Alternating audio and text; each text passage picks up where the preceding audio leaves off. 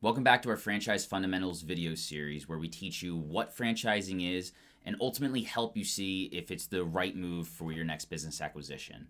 So in this video, we're going to be focusing on growing and scaling your franchise business. So it's very common in the franchise space for an owner to have a single location to start, but once they get their feet under them, they start to think about what this can grow into and how far they can take it. So we're going to be talking about how to sustainably grow and scale your franchise in this video. The first step in this process is really perfecting your single location first.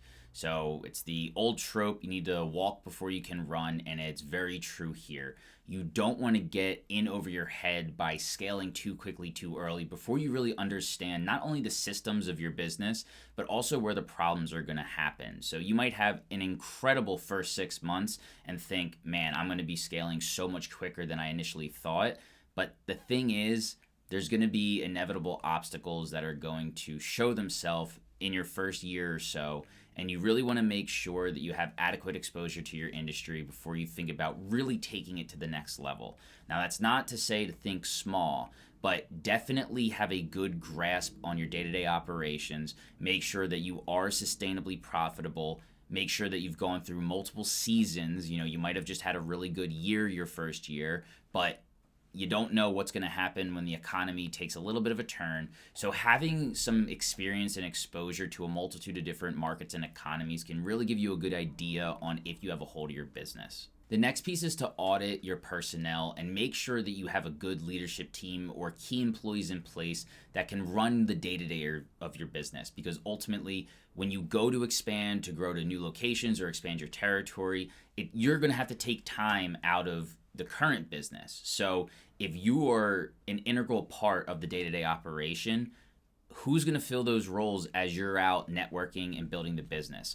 So the first thing you want to do after you've acknowledged that you do have a good stronghold on your location is to then think about, who are my key employees, how reliable are they, and what happens if one of them were to quit tomorrow? Would I have to jump right back in? Because if so, you want to at least buffer that or have a conversation with those key employees to really make sure they're on board before you extend yourself too far out and get in over your head. And this is a good segue into our next step, which is having a candid conversation with your franchisor and tell them about what goals you have in terms of growth. Because one of the main reasons why you joined the franchise system is that they had a proven pathway to not only start the business, but really dominate a local market. So after you have a good stronghold on your single location, have that conversation with your franchisor and say, hey, this is what I want to do. How do we get there? Because what they're going to be able to do is they're going to help you audit your business currently, see if they feel like you can take on the additional territory or multiple location type of operation if you're brick and mortar. So they'll be able to audit you in terms of if you're ready, and if not, they'll be able to advise you on what you need to button up in order to be able to grow. Or if you're at a point where the franchisor says, okay, you're at a position now where you're going to need X, Y, and Z additional roles so that you can remove yourself from the business.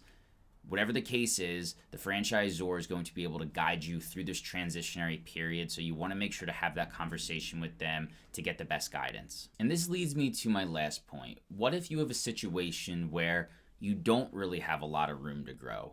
Just say you have neighboring territory surrounding you, so you can't just expand outwardly.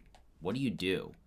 Well, it's very common for franchisees to own multiple different brands. So don't feel like just because you've committed to a single franchise system that you're not able to own other businesses. Now, you want to check with your franchisor to make sure that they allow for that, but also that it's not a competing industry, because ultimately, if you're in restoration, your franchisor may not allow you to have a plumbing company because they're too closely related. So having that conversation with your franchisor is important, but it's very common for franchisees to own multiple different franchise brands. So if your territory is maxed out, or it would take a lot for you to really expand out into new territory, don't undervalue the revisiting of other franchise opportunities to see if there's a different industry that you could also apply your skill set to and expand that way. That's the beauty of franchising, is that you're really not pigeonholed into one specific avenue, and you have the freedom to leverage the experience, support, and training of franchise systems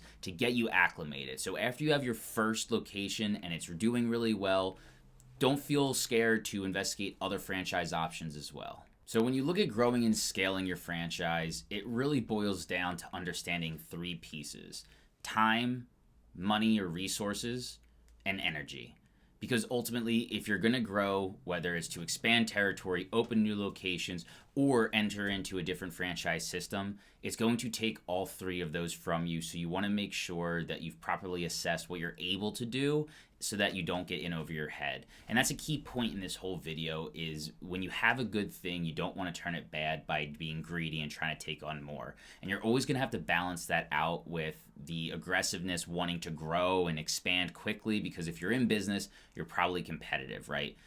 I don't want to undermine that, but this is your livelihood. You don't want to sacrifice something if you don't have to. So really taking an audit of what time, money, and energy that you have, and seeing how that fits into whether you're expanding your local market or going into a different franchise system. That's really the key to be successful with the growth and scale of your franchise. So there you have it. That concludes our 10-part video series, Franchise Fundamentals. So after you've watched this, I hope you've gained a lot of insight, and at least this has helped for you to decide if franchising is a potential viable option for your next business investment. Now, here's my shameless plug. If after watching these videos, you do want help with the search for your next franchise, I'm here to provide that service for you. You don't need to know what industry, you don't need to know a specific franchise. All you need to do is come to the table with your goals and what ideal ownership you want, and I'll be able to help match you with franchise options that really fit for what you're looking for. So with that being said, I appreciate your time in watching these videos. I hope they were helpful, and feel free to reach out.